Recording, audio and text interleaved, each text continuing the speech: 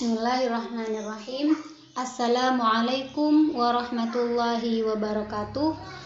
Tayyib, sanastamirru dirasatana fi hadzal yaum. Baik, hari ini kita akan melanjutkan pelajaran kita. Wal an mawdu'una ismud dhamir. Sekarang tema kita adalah isim dhamir. Ma huwa ismud dhamir? Apa itu isim dhamir? Isim dhamir itu bermakna kata ganti. Jadi isim dhamir itu adalah kata ganti.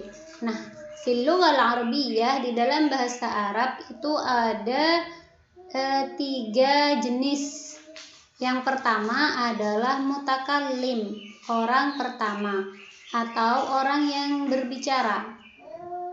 Kemudian yang kedua adalah mukhatab, orang kedua atau orang yang diajak berbicara. Selanjutnya jenis yang ketiga adalah ghaib. Ghaib tidak ada orangnya, berarti dia orang ketiga. Kemudian yang dimaksud orang ketiga itu adalah orang yang sedang dibicarakan. Selanjutnya kita akan membahas secara lebih terperinci daripada ketiga jenis isim dhamir. Yang pertama adalah mutakallim, orang yang berbicara. Nah, orang yang berbicara itu kalau kita sebut dengan kata ganti bisa saya, bisa kami. Nah, kalau saya itu adalah yang pertama mufrad tunggal, ana. Kalau dalam contoh itu, misal di sini fi'il madinya katabtu. Nah, tuh di sini saya sudah menulis. Kalau fi'il mudhari'nya sedang atau akan, aktubu. Saya sedang menulis. Nah, di sini ya hamzah ini yang menunjukkan, kemudian di sini tunya ya. Nah, kemudian yang kedua itu adalah jamak. Jadi jamak itu maksudnya banyak. Kalau satu kita menyebutnya dengan kata saya, tapi kalau banyak itu jamaknya daripada saya adalah nahnu atau kita atau kami.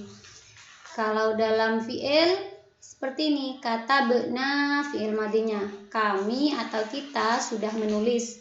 Kemudian naktubu, nunnya di sini kita atau kami sedang menulis. Nah, itu dhamir mutakallim, orang yang sedang berbicara. Berarti orang pertama ya, yaitu saya dan nahnu, ada 2, ada yang tunggal, ada yang jamak. Kalau mutakallim itu hanya ada mufrad sama jamak, tidak ada tasniyah. Tasniyahnya masuk kepada jamak ya. Nah, selanjutnya adalah mukhatab, orang kedua atau orang yang sedang diajak berbicara. Misalkan kamu atau kalian. Nah, di sini dalam dhamir mukhatab itu ada 3. Terkadang mufrad, kadang-kadang tasniyah, kadang-kadang juga jamak. Maksudnya orang yang diajak berbicara oleh kita itu terkadang jumlahnya 1 orang. Kemudian terkadang 2 orang, terkadang lebih daripada itu yang kita sebut dengan jamak. Misal, orang yang sedang diajak berbicara itu adalah mufrad tunggal, maka di sini ada 2, dalam bahasa itu ada mudzakkar, ada muannas. Ada kalanya yang kita ajak bicara itu orang laki-laki, ada kalanya muannas atau orang perempuan. Nah, jika jumlahnya 1 maka anta dalam bahasa Arabnya, kalau perempuan anti. Nah, anta ini kalau misal masuk dalam fi'il atau kata kerja, misalkan kata beta, kamu telah menulis. Kalau isim mudhari', fi'il mudhari'nya taktubu, kamu sedang menulis. Nah, di sini ada taknya ya, menunjukkan anta.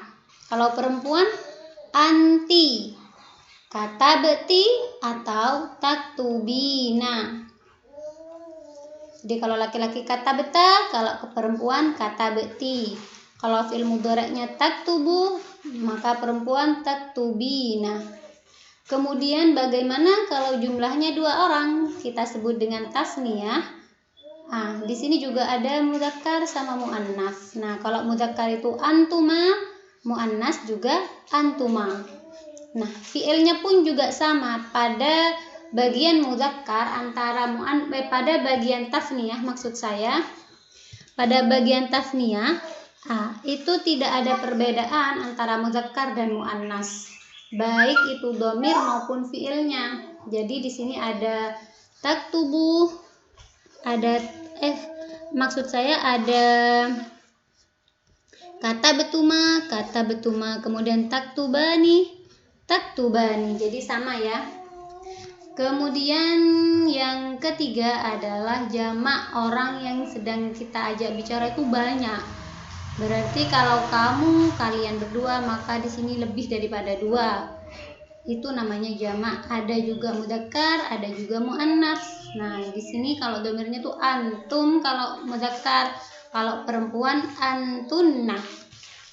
Kadabtum lil mudzakkar, katabtunna lil muannats.